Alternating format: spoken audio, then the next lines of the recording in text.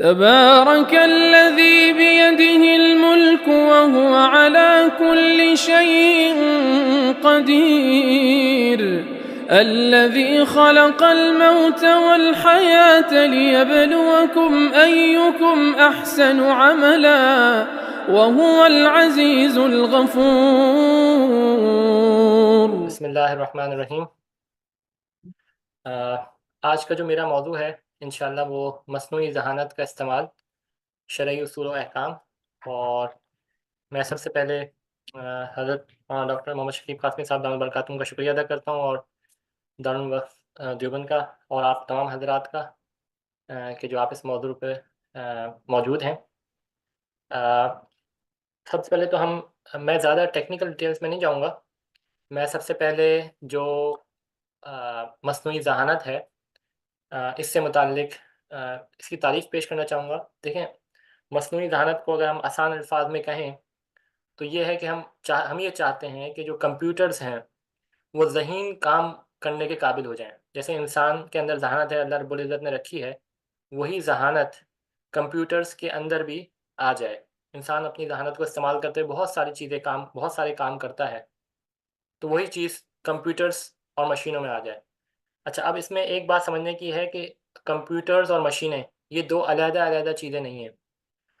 हर वो चीज़ जिसके अंदर माइक्रो प्रोसेसर है, वो उसको हम कंप्यूटर या कंप्यूटिंग डिवाइस कह सकते हैं। तो बुनियादी तौर पे मस्नूई ज़हानत एक ऐसी टेक्नोलॉजी है जो कि कंप्यूटर्स और मशीनों को इंसानी ज़हानत और प्रॉब्लम सॉल्विंग, यानी जो मसाइल हल करने की सलाहियतों को नकल करने के काबिल बनाती है। यानी इस हम मशीनों को सोचने की, समझने की, लिखने की, बोलने की, चखने की, हर किस्म की जो इंसान में जो चीज़ें हैं ना, उसको रेप्लिकेट यानी उसकी कॉपी करना चाहते हैं मशीनों के अंदर। और ये इंतहाई ज़बरदस्त टेक्नोलॉजी है। इससे इंसानों को बहुत ज़्यादा फ़ायदा मिल रहा है और मुस्तक़बिल में और ज़्यादा फ़ायदा मिलेगा। मगर इसमें एक चीज़ जिस पहलू को हमने ज़हन में रखना है कि अल्लाह रब्बुल इज़्ज़त ने जो अशरफुल मखलूक़ात बनाई है वो इंसान हैं। तो अब इंसानों में जो चीज़ें हैं वो 100% एग्ज़ैक्टली वैसी चीज़ें मशीनों में नकल नहीं हो सकती। मिसाल के तौर पे बच्चे की पैदाइश का अमल है, तो वो चीज़ तो मशीन के अंदर नहीं आ सकती। तो ये जो मस्नूई ज़हानत के जो हम एल्गोरिथम्स बना रहे हैं, कंप्यूटर्स में ये सलाहियतें पैदा कर रहे हैं, मशीनों में ये सलाहियतें पैदा कर रहे हैं, ये इंसान ही कर रहा है। तो हम ये नहीं कहेंगे या ये नहीं सोचेंगे कि मशीनें इंसानों से आगे निकल गईं, बल्कि असल में ये इंसानों की ही दिमाग की जो है ना सोच है, साइंसदानों की फ़िक्र है, जिसकी वजह से मशीनों के अंदर ये सलाहियत पैदा हुई है। और साइंसदानों और मुहक्किकीन ने इंसानों को ढूँढ के इंसानों के अंदर जो चीज़ें हैं उसको देखते हुए उनको मशीनों पे नकल किया है। अच्छा, अब मस्नूई ज़हानत में बहुत सारे शोबे हैं, और मस्नूई ज़हानत हम ये कह सकते हैं कि हर शोबे के अंदर उसका इस्तेमाल हो रहा है। आप बायोलॉजिकल साइंसेज़ को ले लें, फ़िज़िक्स को ले लें, केमिस्ट्री को ले लें, पॉलिटिक्स को ले लें, गवर्नमेंट की एडमिनिस्ट्रेशन को ले लें, हर चीज़ के अंदर ही जी, अब मेरी आवाज़ आ रही है? मैं इंशाल्लाह कोशिश करता हूँ कि ज़ोर से बोलूँ इंशाल्लाह। तो जो मस्नूई ज़हानत है वो दुनिया के यानी साइंस के हर शोबे के अंदर उसका इस्तेमाल हो रहा है। जो चीज़ा-चीज़ा जो उसके एरियाज़ हैं, उसमें रोबोटिक्स है। यानी रोबोट का जो मेन काम है, उस रोबोट्स में बहुत सारी फ़ील्ड्स का मजमूआ है, मगर उसके अंदर हम मस्नूई ज़हानत को, एआई को इस्तेमाल कर रहे हैं। इमेज प्रोसेसिंग यानी जो जो इमेजेस हैं, जो तस्वीरें हैं, उसके अंदर बहुत ज़्यादा इस्तेमाल होता है मस्नूई ज़हानत का।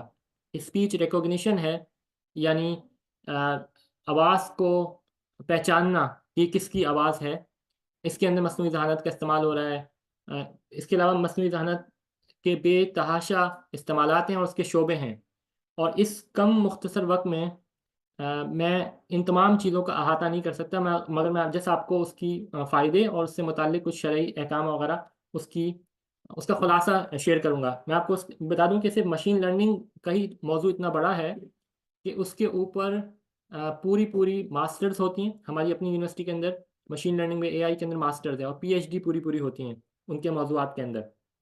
तो ये बहुत वसी फ़ील्ड है। मैं 2 केस स्टडीज़ के ज़रिए से आपको बल्कि 3 केस स्टडीज़ के ज़रिए से आपको मस्नूई ज़हानत के फ़ायदे और नुकसानात गिनवाना चाहूँगा। तो सबसे पहले तो मस्नूई ज़हानत के ज़रिए से हम फ्रॉड और बेकायदगियाँ या गैर मामूली पैटर्न को ढूँढना, इस पे बात करते हैं। इसको एनोमलीज़ भी कहते हैं। तो ये मेरे एक स्टूडेंट थे जिनके साथ मैंने काम किया है, उनको सुपरवाइज़ किया है पीएचडी के दौरान। वो पीएचडी कर चुके हैं। 2015 से उन्होंने ये काम किया और बुनियादी तौर पे मस्नूई ज़हानत के ज़रिए से वो जो मैदे का कैंसर होता है, उसको ढूँढना पे उनका ये मौज़ू था, पीएचडी का मौज़ू था। यानी detection of abnormalities in gastrointestinal tract, यानी मैदे के नाली के अंदर जो कैंसर है, उसको हमने मस्नूई ज़हानत के ज़रिए से ढूँढना है। तो ये जो मैदे का कैंसर है, इसको सरतान भी कहते हैं, मैदे का सरतान या कैंसर, स्टमक कैंसर। अगर हम वर्ल्ड हेल्थ ऑर्गेनाइजेशन की, यूनाइटेड नेशंस की रिपोर्ट को देखें, तो हमें पता चलता है कि हर साल तकरीबन 7 लाख लोगों की जो मौत होती है, वो मैदे के कैंसर की वजह से होती है। और भी बहुत सारे कैंसर हैं, जैसे फेफड़ों का कैंसर है, ब्लैडर का कैंसर है, इसके अलावा पैंक्रियास का है, लीवर का है, बहुत सारे कैंसर हैं। मगर अभी मैं आपके सामने जो काम पेश कर रहा हूँ पीएचडी का, वो मैदे के कैंसर से मुताल्लिक है कि किस तरीके से हमने इसके अंदर मस्नूई ज़हानत का इस्तेमाल किया। तो हमें तो ये तो पता चल गया कि तकरीबन 7 लाख लोग हर साल मैदे के कैंसर से उनका इंतकाल हो रहा है। और तकरीबन 34 लाख लोग, यानी 34 लाख लोग जो हैं, वो कैंसर के अमराज में मुब्तला हैं। और जो तरक्की पज़ीर ममालिक हैं, उनमें बहुत सारे ऐसे केसेस हैं जो कि रिपोर्ट ही नहीं होते। और ये वर्ल्ड हेल्थ ऑर्गेनाइजेशन की 2019 की रिपोर्ट के मुताबिक बता रहा हूँ, अभी तो इसके अंदर बहुत ज़्यादा इजाफा हो गया है। तो खुलासा ये है कि सबसे पहले तो मैदे के कैंसर को डिटेक्ट करना, यानी उसकी तशख़ीस, ये सबसे अहम काम होता है। जितना ज़्यादा हम यानी अच्छे तरीके से मैदे के कैंसर की तशख़ीस कर सकेंगे, उतनी ज़्यादा हम उसका जल्दी उसका इलाज कर सकेंगे। अगर हम इंसान के जिस्म की बात करें, तो आप यहाँ पे देख सकते हैं कि ये जो है, ये मैंने आपको structure of GI tract share किया है। ये बुनियादी तौर पे इंसान का जो मुंह की नाली है, और फिर मुंह से खाने की नाली है, और फिर मैदे के अंदर ये पूरा निज़ाम है, इसकी इक्कासी करता है। और इसके अंदर आप देख सकते हैं कि पहले ईसोफेगस है, यहाँ से सबसे पहले मुंह से हमारा हम जो खाते हैं वो अंदर जाता है। फिर उसके बाद मैदा है, मैदा आ जाता है, फिर छोटी आंत है, फिर बड़ी आंत है, और फिर उसका इखराज हो जाता है। अब इंसान 60-70 साल की ज़िंदगी में बेतहाशा चीज़ें खाता है, तो अंदर जो है उसका सरतान पैदा हो जाता है। तो इस सरतान को, इस कैंसर के इलाज के लिए एक जो तरीक़ाकार जो डॉक्टर इस्तेमाल करते हैं, उसको हम एंडोस्कोपी कहते हैं। एंडोस्कोपी आप यहाँ पे देख सकते हैं, वो ये है कि हम एक वायर जो है ना, वो इंसान के मुंह से डालेंगे। इस वायर के अंदर रोशनी लगी होगी, जैसे आप यहाँ पे देख सकते हैं। और इस इमेज के अंदर ये रोशनी होगी, और रोशनी से वो एक वीडियो बना रहा होगा, इमेजेस खींच रहा होगा इंसान के पूरे खाने की नाली को में जाते हुए, और पूरा आगे तक मैदे के अंदर जाके। ये जो एंडोस्कोपी है, ये एक अच्छा तरीक़ाकार है, आजकल राइज है। डॉक्टर हज़रात इसको इस्तेमाल करते हैं। दूसरा तरीका ये होता है कि हम मैदे के अंदर से टिश्यू सैंपल ले लें, और फिर उसकी एक्सरसाइज करें, मगर वो ज़्यादा अ, वो ज़्यादा इस्तेमाल नहीं होता, ज़्यादा ये एंडोस्कोपी का प्रोसीजर इस्तेमाल होता है। तो जब एंडोस्कोपी कोई डॉक्टर कर लेता है, तो उसके बाद उसके पास एक पूरी वीडियो आ जाती है इंसान के जो मैदे के जो खाने की नाली है और मैदे की अंदर की सिचुएशन। अब जो एक्सपर्ट डॉक्टर होता है, वो तो देख के बता सकता है कि वाक़ई मैदे की नाली के अंदर कैंसर है, या ब्लीडिंग है, या क्या वजूहात हैं। और उस पूरे प्रोसीजर के अंदर जो टाइम लगता है, ये एंडोस्कोपी, और फिर इसके बाद एक्सपर्ट डॉक्टर जब उसको देखता है उस वीडियो को, तो 4 से 5 घंटे लगते हैं। ये काफ़ी ज़्यादा टाइम है। और अगर वो डॉक्टर जो है ना, उसको इतनी ज़्यादा नॉलेज ना हो, यानी इतना ज़्यादा एक्सपीरियंस ना हो, तो इस कैंसर की सही तशख़ीस नहीं होगी। अगर कैंसर की सही तशख़ीस नहीं होगी, तो मरीज़ के मरने के जो इम्कानात हैं, वो ज़्यादा हो जाते हैं। ये जब एंडोस्कोपी का प्रोसीजर होता है, तो आप देख सकते हैं कि तकरीबन 50,000 फ्रेम्स प्रोड्यूस होते हैं। यानी फ्रेम कह रहे हैं हम, जो वीडियो होती है उसको हम इमेजेस के अंदर कन्वर्ट कर लेते हैं डिजिटली। और अगर उसकी सही तशख़ीस नहीं हुई, तो फिर बहुत ज़्यादा मसाइल होते हैं, कॉम्प्लिकेशंस होती हैं। जो एंडोस्कोपी है उसके बहुत सारे तरीके हैं। एक तरीका तो ये है कि हम वायर इंसानी जिस्म के मुंह के ज़रिए से इंसानी जिस्म के अंदर खाने की नाली में डालें। दूसरा ये है कि एक कैप्सूल मरीज़ ले ले। ये कैप्सूल के साथ कोई वायर अटैच नहीं होगा। आप जैसे यहाँ पे मैं आपको ये शेयर कर देता हूँ। इस पिक्चर के अंदर आप देख सकते हैं ये कैप्सूल है जो कि मैदे की नाली के अंदर मुख्तलिफ जगहों पे जा रहा है और उससे इमेज ले रहा है। नीचे आप ये इमेज है। अब इस इमेज को देखते हुए पहचानना है कि इसमें ये कैंसर को की निशानदेही कर रहा है कि नहीं कर रहा। और ये वो कैप्सूल है। आप कैप्सूल का साइज़ यहाँ पे चेक कर सकते हैं कि इतना छोटा सा कैप्सूल है और इसके अंदर मुख्तलिफ़ किस्म के डिवाइसेस मौजूद हैं। इसके अंदर एक छोटा सा कैमरा होगा एलईडी लाइट जितना। इसके अंदर बैटरी पावर्ड होगा ये क्योंकि और फिर ये जो है इसके अंदर माइक्रो प्रोसेसर छोटा सा जो है ना सीमॉस इमेजर होगा। आरएफ ट्रांसमीटर होगा, रेडियो फ्रिक्वेंसी ट्रांसमीटर, जो कि इमेजेस को बाहर हमें भेजेगा। और फिर ये इसके अंदर एंटीना भी होना चाहिए। तो ये बहुत सारी चीज़ों का मजमूआ होता है ये कैप्सूल और ये बाकायदा इस्तेमाल हो रहा है। तो बुनियादी तौर पे ये एंडोस्कोपी के अंदर ये भी इस्तेमाल होता है और दूसरी चीज़ भी। इसके अलावा एंडोस्कोपी के अंदर बहुत सारी तरक्कियात हुई हैं। उसमें क्रोमो एंडोस्कोपी भी है, उसके अंदर नैरो बैंड एंडोस्कोपी भी है। उसके अंदर मुख्तलिफ़ किस्म के हम फ़िल्टर्स और डाइज़ इस्तेमाल करते हैं। यानी जब हम कैमरे को अंदर भेजेंगे तो हम उसमें मिसाल के तौर पे कोई ब्लू रंग छिड़क दिया ताकि हमें जो अंदर स्किन की जो सरफेस है वो वाज़े तौर पे नज़र आए। इसी तरीके से हम फ़िल्टर्स को भी यूज़ कर सकते हैं ताकि जो हमारी लाइट है वो सही तरीके से हमें इमेजेस कैप्चर करके दे। तो कंप्यूटर की मदद से ये जो तशख़ीस है कैंसर की मैदे की, ये बहुत अहम रखती है और उसके लिए हम कंप्यूटर को इस्तेमाल करते हैं और कंप्यूटर बुनियादी तौर पे उन इमेजेस को ले लेता है और फिर हम कंप्यूटर को प्रोग्राम करते हैं कि अगर फ़लाँ किस्म का तुम्हें इमेज नज़र आए तो तुमने बताना है कि ये यहाँ पे ये कैंसर है कि नहीं है। अब जो ये जो कंप्यूटर की मदद से तशख़ीस की जाती है ये इतना एक्यूरेट नहीं होती। तो एक्यूरेट तो वही होती है जो डॉक्टर हज़रात करते हैं। मगर इसको हम इस कंप्यूटर की मदद से तशख़ीस को हम जो है ना एज़ अ सेकंड ओपिनियन यानी दूसरी राय, हमारी राय को इन्फोर्स करना यानी उसको इन्फोर्स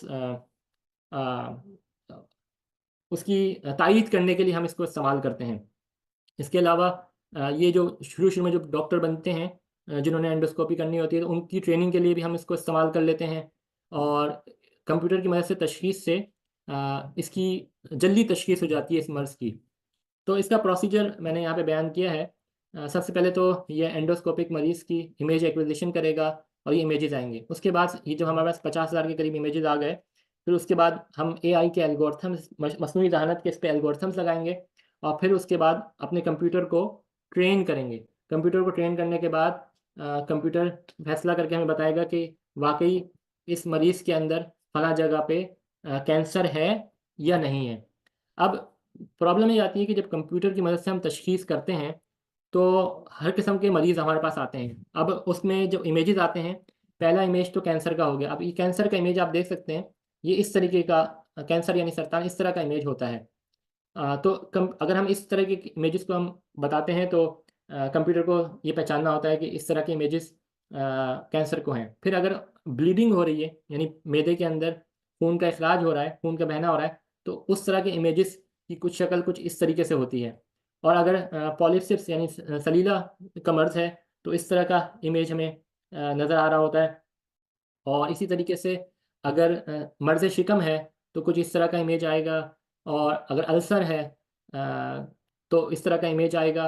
और अगर सूजन या सोज़िश है, तो इस तरह का इमेज आएगा। अब ये मुख्तलिफ़ किस्म के इमेजेस हैं और जब हम एंडोस्कोपी का प्रोसीजर करते हैं, तो उसमें जो इमेज की क्वालिटी होती है, वो भी डिफरेंट होती है। उसमें मैदे की नाली में कभी कैप्सूल आगे जाता है, कभी नहीं जाता, बहुत सारे इश्यूज़ आते हैं।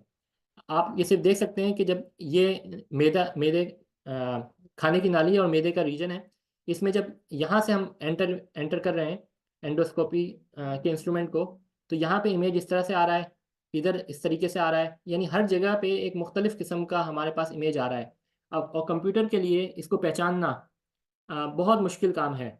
उसके लिए बाकायदा बहुत सोफिस्टिकेटेड किस्म के हमें एल्गोरिथम्स लगाने पड़ते हैं, फिर कंप्यूटर जाके इसको पहचानता है। और अजीब किस्म की मैदे के अंदर सूरत-ए-हाल भी पेश आती है, बाद मरतबा खून बह रहा होता है। तो उससे जो है ना सही तौर पे आपकी तशख़ीस नहीं हो पा रही होती। तो खुलासा कलाम ये है कि इस मौजू पे अल्हम्दुलिल्लाह इस स्टूडेंट ने काम किया और 5 तरीक़ेकार मस्नूई ज़हानत और डीप लर्निंग एक मस्नूई ज़हानत का एक ख़ास अभी नया एक मौजू है। उसको इस्तेमाल करते हुए 5 तरीक़ेकार दिए और ये 5 तरीक़ेकार दुनिया के बेहतरीन साइंसी जरीदों में छपे और फिर उसको पीएचडी की डिग्री मिली और इसमें इस अमल को यानी मैदे के कैंसर को ढूँढने की तशख़ीस के अमल को और ज़्यादा बेहतर बनाने के तजावीज़ दी गई हैं। और ये दुनिया के बेहतरीन साइंसी जराइद में इस डॉक्टर हुस्साम अली ने ये छापे हैं। अल्हम्दुलिल्लाह मैं उनका सुपरवाइज़र था। तो बताने का मकसद ये था कि ये यानी मस्नूई ज़हानत को हमने इस्तेमाल किया और उससे लाखों लोगों को बिला मुबालगा उसको इस्तेमाल करते हुए उनकी जान को बचाने के लिए हम इस्तेमाल कर सकते हैं। ये इतना अहम मौजू है और उसकी इतनी अफ़ादियत है। इसी तरीके से जी आवाज़ आ रही? जी। जी, आ रही। इसी तरीके से मैं एक दूसरी मिसाल भी देना चाहूँगा। ये मिसाल इलेक्ट्रिकल एनर्जी सिस्टम की है। आजकल हम में से हर लोग इलेक्ट्रिसिटी के मोहताज हैं, चाहे वो हॉस्पिटल्स हों, हवाई अड्डे हों, हर जगह हमें इलेक्ट्रिसिटी चाहिए होती है। तो अब इलेक्ट्रिसिटी जो बनती है, वो बुनियादी तौर पे जो हमारी नॉर्मल ग्रिड है, उसके अंदर बन रही होती है। ये जो नॉर्मल ग्रिड है, ये 100-150 साल पुरानी है। यानी वही खंभों पे वायर्स हैं, उनके ज़रिए से सब स्टेशन है, ये सारी चीज़ें जा रही होती हैं। अब इस ग्रिड को, जो इलेक्ट्रिकल ग्रिड है, इसको हम इम्प्रूव कर रहे हैं और इस इम्प्रूविंग वाली ग्रिड को हम स्मार्ट ग्रिड कहते हैं। यानी स्मार्ट ग्रिड एक ऐसी इलेक्ट्रिकल सिस्टम है जिसके अंदर हमारे घरों में स्मार्ट मीटर्स लगे होंगे। अभी मुझे इल्म नहीं है कि देवबंद के अंदर घरों में स्मार्ट मीटर्स लगे हैं कि नहीं लगे, मगर हमारे पास आयरलैंड के अंदर स्मार्ट मीटर्स यहाँ के इलेक्ट्रिसिटी प्रोवाइडर्स ने लगा दिए हैं। और ये स्मार्ट मीटर्स आपकी रियल टाइम में आपको मोबाइल फ़ोन तो बता रहे होते हैं कि इस वक्त कितनी इलेक्ट्रिसिटी आपका रेफ्रिजरेटर खर्च कर रहा है, कितनी वॉशिंग मशीन बिजली कंज्यूम कर रही है, और इस तरह का सारा डाटा ये सर्विस प्रोवाइडर को दे रहा होता है। और ये सिर्फ इसी तरह से मुमकिन है जब हमारे पास स्मार्ट मीटर्स लगे हों और इसके अंदर हम कम्युनिकेशन नेटवर्क्स को इस्तेमाल कर रहे होते हैं। जो मवासलाती निज़ाम है, चाहे वो इंटरनेट का हो या 4G 5G का हो, उसकी मदद से ये सारा डाटा सार्फिन के घर से सर्विस प्रोवाइडर्स को, यानी जो बिजली मुहैया कर रहे हैं, उन तक जा रहा होता है। अब ये जो इलेक्ट्रिकल ग्रिड हैं, ये बेसिकली कुछ इस तरह का सिस्टम होता है कि इसके अंदर हमारे पास एक तो एनर्जी जनरेट करने के पावर प्लांट्स हैं। ये न्यूक्लियर पावर प्लांट्स भी हो सकते हैं, थर्मल पावर प्लांट भी हो सकते हैं, पानी से भी बिजली। ये ट्रेडिशनल मेथड हैं जो कि बहुत ज़्यादा होते रहे हैं, मगर इसमें पॉल्यूशन होता है ज़्यादातर। फिर हमारे पास कुछ जो है नॉन ट्रेडिशनल मेथड्स हैं। नॉन ट्रेडिशनल मेथड्स के अंदर हमारे पास रिन्यूएबल एनर्जी सोर्सेज हैं, जैसे विंड पावर हो गई या सोलर एनर्जी हो गई, उसके ज़रिए से हम बिजली जनरेट करते हैं। तो अब ये हमारे पास सार्फिन हैं जिसमें इलेक्ट्रिकल व्हीकल्स हैं और घर हैं। अब इनके दरमियान और इन कंट्रोल रूम और पावर जनरेशन के दरमियान हम आपस में राब्ता कायम करते हैं। इनको आपस में कंप्यूटर की मदद से, कंप्यूटर नेटवर्क की मदद से, मवासलाती निज़ाम की मदद से आपस में कनेक्ट करते हैं। और ये कनेक्ट होता है तो फिर कंट्रोल रूम में बैठे-बैठे हम पूरे इलेक्ट्रिकल निज़ाम को देख लेते हैं, मॉनिटर कर लेते हैं कि इस वक्त कौन से इलाके में बिजली है, कौन सी नहीं है, फलाँ ग्रिड को हमने बिजली मुहैया करनी है, नहीं करनी, लोड शेडिंग करनी है, या अगर मिसाल के तौर पे स्विच गियर है या किसी सब स्टेशन को कम करना है, यानी बंद करना है या खोलना है, ये सारे काम अब हम कंप्यूटर की मदद से कर रहे हैं और ये हो रहे हैं। अमेरिका, बरतानिया, कनाडा, यूरोपियन ममालिक के अंदर बाकायदा जो उनकी जो ग्रिड है, इलेक्ट्रिकल ग्रिड, वो स्मार्ट ग्रिड बन चुकी है और वहाँ पे ये सारे काम हो रहे हैं। अब जब हमने इस पूरे निज़ाम को कंप्यूटर के निज़ाम पे डाल दिया, यानी अपने बिजली के निज़ाम को, तो अब मसला ये हुआ कि अब इंटरनेट पे जब ये आ गया, कम्युनिकेशन पे आ गया, इसको हम कंट्रोल कर रहे हैं, तो इस पे साइबर हमले भी हो सकते हैं।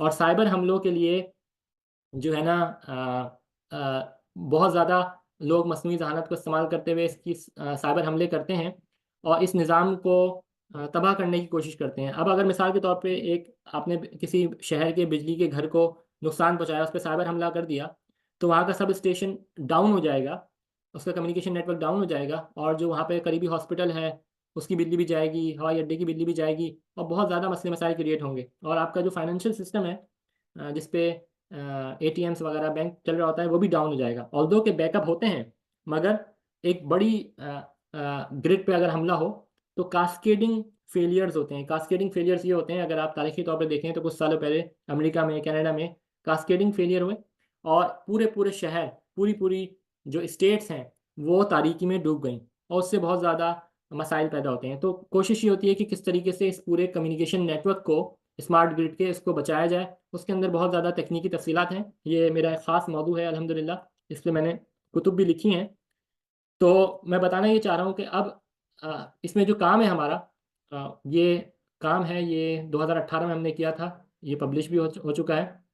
इसमें हमारा काम ये है कि अगर कोई साइबर हमला करने वाला अगर इस ग्रिड पे हमला करता है और वो मसनूई जहानत को इस्तेमाल कर रहा है, तो हमने ज़्यादा मसनूई जहानत को इस्तेमाल करते हुए उसके तरीक़े कार को समझना है कि वो किस तरीक़े कार से हमारे कम्युनिकेशन नेटवर्क पे हमला कर रहा है, और फिर उसको सीखना है और फिर उसका तदारुक करना है और अपने इलेक्ट्रिकल स्मार्ट ग्रिड को बचाना है। और उस बचाने से इंसानियत का फ़ायदा होगा, कम्युनिकेशन नेटवर्क हमारा बहाल रहेगा, इलेक्ट्रिकल एनर्जी सिस्टम हमारा काम करता रहेगा।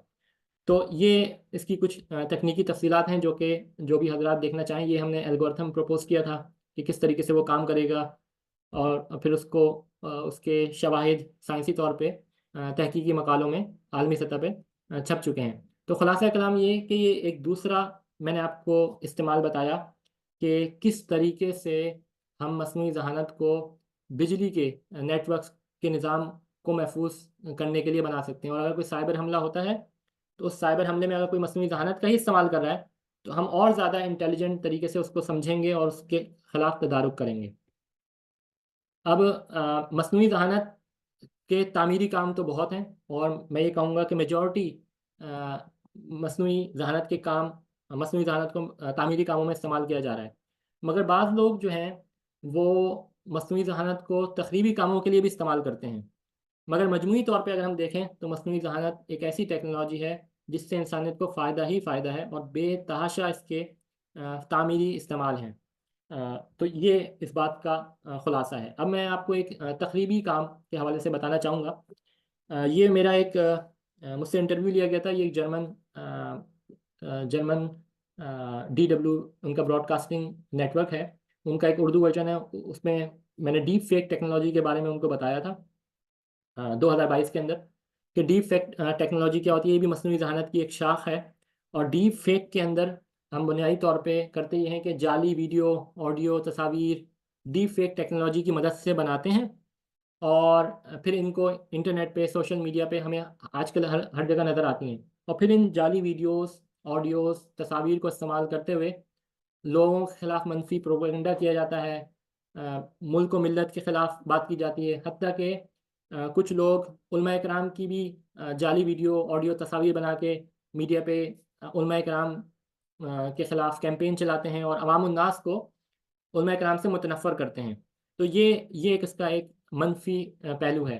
और इसमें बुनियादी तौर पे जो हम रिवायती सॉफ्टवेयर्स यूज़ करते हैं, जैसे एडोबी प्रीमियर प्रो हो गया या फ़ोटोशॉप हो गया, कोरल ड्रॉ, उसके अलावा ख़ास सॉफ्टवेयर्स यूज़ होते हैं जिनको डीप फेक सॉफ्टवेयर कहा जाता है। और ये कंप्यूटर साइंस के ज़ैली शोबे के अंदर इसका डोमेन आता है और अब बहुत ज़्यादा इसमें तरक्की हुई है और इससे माशरे में बहुत ज़्यादा मनफी जो है ना तासुर फैल रहा है। सवाल ये पैदा होता है कि ये जो ऑटोमेटिकली चीज़ें बन रही हैं, इसका पता कैसे चलाया जाए कि वो जाली हैं या असली हैं, और आवाम इससे कैसे बच सकते हैं, और यानी ये किस टेक्नोलॉजी से बनाया जाता है। ये बुनियादी तौर पर डीप जनरेटिव एडवर्सरियल नेटवर्क है, गैंस, जो कि मसनूई जहानत की एक ज़ैली शाख है, उसके अंदर ये सारे काम हम करते हैं। अब इस डीप फेक टेक्नोलॉजी या जनरेटिव एडवर्सरियल नेटवर्क को लेके लोग जो हैं बुरी यानी नामुनासिब किस्म की तस्वीर, वीडियोस बनाते हैं और लोगों के ख़िलाफ़ इस्तेमाल करते हैं। अब उसका एक अच्छा इस्तेमाल भी था। उसका अच्छा इस्तेमाल ये था कि मिसाल के तौर पे रोड पे एक एक्सीडेंट हो गया और एक गाड़ियों का टक्कर हो गई और अदालत में केस गया। अदालत में केस जाएगा तो वहाँ पे मुख्तलिफ़ कैमराज़ ने रिकॉर्डिंग की है। अगर वो रिकॉर्डिंग सबूतों के तौर पे इस्तेमाल की जाएगी, ये तो हज़रात मुफ्तियान इकराम बताएँगे कि वो रिकॉर्डिंग इस्तेमाल हो सकती है शरई गवाह के तौर पे कि नहीं, एज़ अ मुआविन के तौर पे उसका क्या फ़िक़ही तकीफ़ होगी। मगर मैं जैसे एक सिनारियो आप हजरात के सामने रख रहा हूँ कि अगर वो वीडियो पेश की जाती है और वीडियो में साबित हो जाता है कि फ़लाँ गाड़ी वाले ने गलती उसकी है और उसकी वजह से जो है बेचारे कुछ लोगों का, पैदल चलने वालों का एक्सीडेंट हुआ और वो जान से गए, तो अगर उसको हम तफ्तीश के लिए इस्तेमाल करेंगे तो उससे हम मुजरिम तक यानी मुल्ज़िम से मुजरिम तक की जो निशानदेही वो हो जाएगी और उसको सज़ा मिलेगी। मगर आप इमेजिन करें कि अगर उन्हीं वीडियोज़ को अगर कोई तब्दील कर दे डीप फेक की मदद से और उसमें तब्दीली कर दी जाए उन तस्वीर के अंदर इस डीप फेक टेक्नोलॉजी से, तो फिर वो इस्तेमाल नहीं की जा सकती। अब उसको उसको हम कैसे सिक्योर करेंगे? उसके लिए फिर हम डिफरेंट तरीक़ेकार इस्तेमाल करते हैं। और यानी मैं बताना ये चाह रहा हूँ कि ये जनरेटिव एडवर्सरियल नेटवर्क टेक्नोलॉजी को लेते हुए हम डीप फेक यानी जाली वीडियोज़ कभी बना सकते हैं और उसका एक मस्बत पहलू भी है, जिसकी मदद से हम किसी एक्सीडेंट करने वाले या किसी मुजरिम की निशानदेही या किसी और काम की निशानदेही कर सकते हैं। इसके अलावा भी एक काम ये है कि मिसाल के तौर पे भी अभी हाल ही में जो कोरोना वायरस हुआ तो पूरे मुल्क बंद हो गए, एयरपोर्ट्स बंद हो गए। तो अब जब कोरोना वायरस पहली मर्तबा आया ना, तो हमारे पास तशख़ीस के लिए डाटा नहीं था। तो ये जो जनरेटिव एडवर्सरियल नेटवर्क है, यही टेक्नोलॉजी जो कि जाली वीडियोज़, ऑडियोज़ बनाने में इस्तेमाल होती है, इसको इस्तेमाल करते हुए हमने डाटा बनाया और डॉक्टरों को ट्रेनिंग दी और डॉक्टर फिर जल्द ही कोरोना वायरस की तशख़ीस उनके लिए आसान हो गई। यानी जब कोरोना वायरस नया नया आया था, तो हमारे पास बहुत ज़्यादा इमेजेस नहीं थे, एक्स-रेज़ इमेजेस नहीं थे, बहुत कम थे। तो कंप्यूटर को उसकी मदद से ट्रेन करना ये एक मुश्किल काम था क्योंकि कंप्यूटर को ट्रेन करने के लिए बहुत ज़्यादा डाटा चाहिए होता है, बहुत ज़्यादा हमारे पास मवाद होना चाहिए।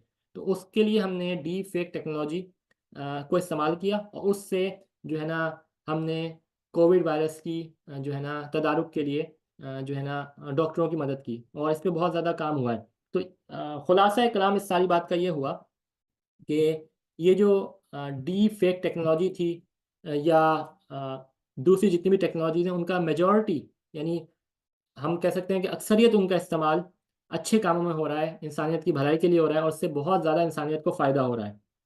और कुछ लोग इसको गलत इस्तेमाल भी कर रहे हैं, तो वो मैंने आपको कुछ केसेस बता दिए और भी बहुत सारी जगहों पे उसका गलत इस्तेमाल होता है, मगर उमूमी तौर पे हम ये कह सकते हैं कि एक ऐसी टेक्नोलॉजी है, जो कि इंसानियत की भलाई के लिए है। इसके अलावा इसके और भी बहुत ज़्यादा इस्तेमाल हैं मस्नूई ज़हानत के। मिसाल के तौर पे मस्नूई ज़हानत की मदद से हम कंटेंट को क्रिएट कर सकते हैं। मिसाल के तौर पे कोई वीडियो हम जाके बाकायदा वीडियो किसी पहाड़ की ले रहे हैं या किसी सीनरी की ले रहे हैं, तो अगर हम जो है मस्नूई ज़हानत का इस्तेमाल करें तो आर्टिफ़िशियली तौर पे वो हमारा कंटेंट बना सकता है। इसके अलावा वो हमारे लिए पहले हम कंप्यूटर पे प्रोग्रामिंग करते थे, कोड खुद लिखते थे। अब कंप्यूटर भी इसमें मदद कर सकता है, हमारे लिए कोड लिख के दे सकता है। इसके अलावा अ, वीडियो पे सबटाइटल डालना, अब जैसे अभी हम ज़ूम को इस्तेमाल कर रहे हैं, तो इसमें मस्नूई ज़हानत के हम एल्गोरिथम इस्तेमाल कर रहे हैं और मेरी जो जो मैं बोल रहा हूँ, अगर मैं अंग्रेज़ी में बोल रहा होता, तो ऑटोमेटिकली उसके स्क्रिप्ट जो सबटाइटल्स हैं, वो लिखे आ रहे होते। अभी इतनी तरक्की नहीं हुई, यानी मुझे ज़ूम का इल्म नहीं है, मगर उर्दू वाली ट्रांसलेशन को सबटाइटल पे कन्वर्ट करना, इस पे काम जारी है। इसी तरीके से कंटेंट को सिंथेसिस करना कि मिसाल के तौर पे हमारे पास एक किताब आ गई। अब हम किताब को पढ़ेंगे, किताब को समझेंगे, उसके अहम अहम नुकात को लिखेंगे।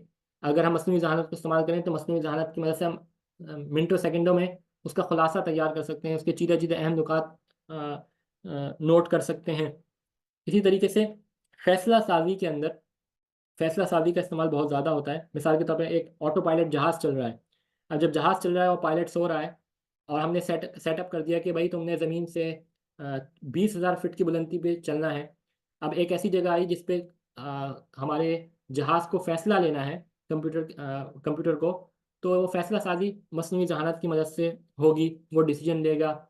इसी तरीके से जहाँ-जहाँ फ़ैसला साज़ी का अमल होगा, इंसान जो करता है, वो अगर हम कंप्यूटर से करवाएँगे तो वहाँ पे मस्नूई ज़हानत की मदद से उस फ़ैसला साज़ी के अमल के अंदर बहुत ज़्यादा फ़ायदा हम देख सकते हैं।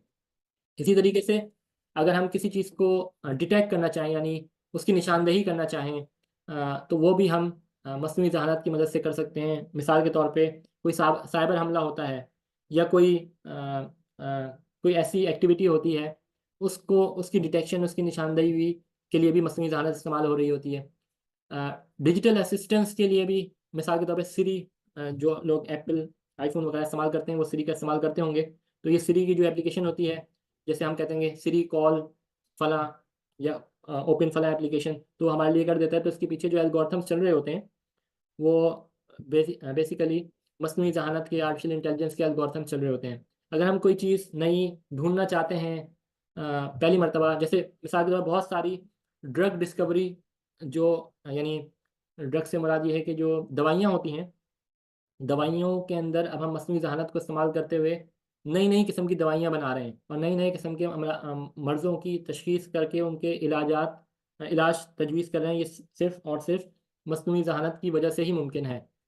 इसी तरीके से जो इमेजेस हैं उनका एनालिसिस, इंफॉर्मेशन को ढूंढना, निकालना और किसी चीज़ की मॉनिटरिंग करना, ये सारे काम भी आर्टिफिशियल इंटेलिजेंस की मदद से हो रहे हैं। किसी की कारकर्दगी को हमने इम्प्रूव करना है और जो है ना किसी चीज़ के बारे में तखमीना लगाना है, प्रिडिक्शन करनी है कि क्या मुस्तकबिल में ऐसा होगा कि नहीं होगा। मिसाल के तौर पे हमारे पास पिछले 10 साल का डेटा आ गया कि बारिशों का ये डेटा है या सैलाब का डेटा है, तो मसनूई जहानत के एल्गोरिथम्स को इस्तेमाल करते हुए हम ये तखमीना लगा सकते हैं कि सैलाब की कितनी प्रोबेबिलिटी है कि सैलाब आएगा कि नहीं आएगा, या अगर कोई बंदा फैक्ट्रीज़ में कोई चीज़ बना रहा है उसकी प्रोडक्शन, उसकी सेल्स कितनी होगी, वगैरह वगैरह।